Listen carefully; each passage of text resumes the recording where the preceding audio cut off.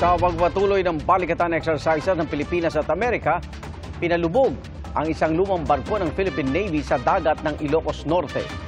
Itinanggi naman ng Philippine Navy na nakipagkasundo ang AFP sa China tungkol sa West Philippine Sea. Saksi si Chino Gaston. Sa pinagsamang puwersa ng Pilipinas, Amerika, kasama ang Australia, tinarget ang BRP Lake Caliraya. Tagumpay ang pagpapalubog sa barko na itinakdang kunwari enemy target para sa pagsasanay bilang bahagi ng balikatan exercises. The maritime strike composed of air, naval assets and ground artillery with the mission of trying to prevent an aggressor from landing on the Philippine soil.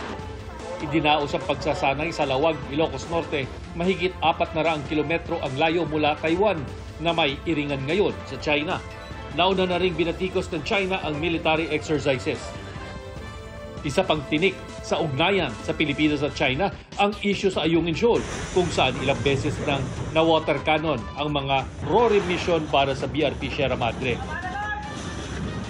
Kamakailan, lumabas sa mga ulat tungkol sa umano'y new model na ayon sa China na pagkasunduan ng dalawang bansa para sa resupply mission sa Ayungin Shoal.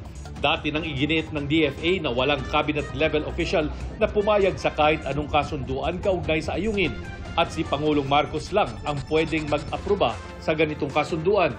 Pero sa ulat ng Manila Bulletin, sinabi raw ng isang di pinangalanang mataas na opisyal ng Chinese Embassy sa Manila na ilalabas nila ang isang recording ng pag-uusap sa telepono ng isang Chinese diplomat at isang Pilipinong opisyal ng militar na kinilalang AFP Westcom Chief.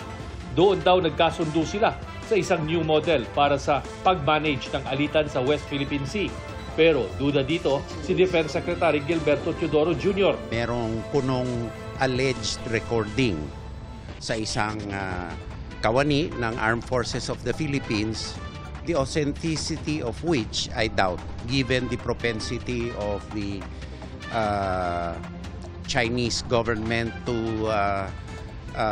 engage in malign information activities. Dagdag ni Teodoro, kung totoo man daw na may nangyaring ganitong pag-uusap, may pananagutan ng China. Kung itong statement ay totoong galing sa Chinese Embassy na sila ay nag-recording ng sino man sa Pilipinas, sila ay umaamin na lumabag sila sa batas ng Republika ng Pilipinas, particularly the anti-wiretapping law.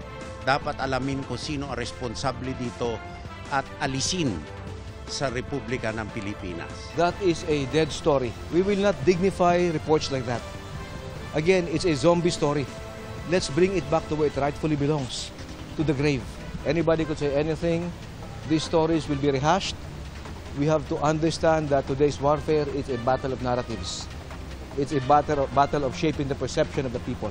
Nang tanungin tungkol sa audio recording ang Chinese Foreign Affairs Ministry, iginiit nilang dapat tuparin ng Pilipinas ang pangako raw nito, itigil ang panguudyok at bumalik sa pakikipagdialogo sa China. Malinaw raw ang katotohanan at matibay ang ebidensya, pero ikinakaila pa rin daw ito ng Pilipinas. Ayon sa DFA, patuloy pa rin naman na makikipag-usap ang bansa sa China, gaya ng panukala ng DFA na bagong bilateral talks dito sa Maynila. Pero hanggang ngayon, wala pa ring sagot sa imbitasyon ang China. Kinikilala rin ng DFA ang kahalagahan na kontrahin ang anilay disinformation operation ng China, hindi lamang dito kundi maging sa international community. Counter disinformation with facts and strategic communication to reinforce its unlawful and expansive claims in the South China Sea.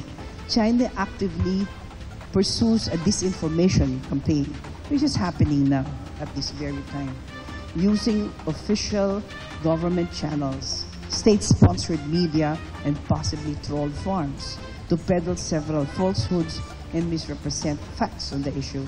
Para sa GMA Integrated News, Chino Gaston ang inyong saksi.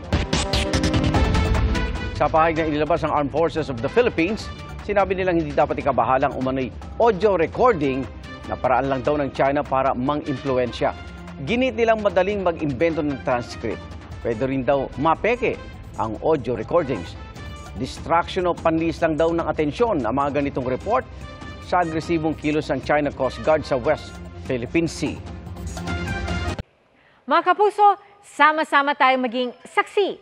Mag-subscribe sa GMA Integrated News sa YouTube at para sa mga kapuso abroad, samahan niyo kami sa GMA Pinoy TV at sa www.gmanews.tv.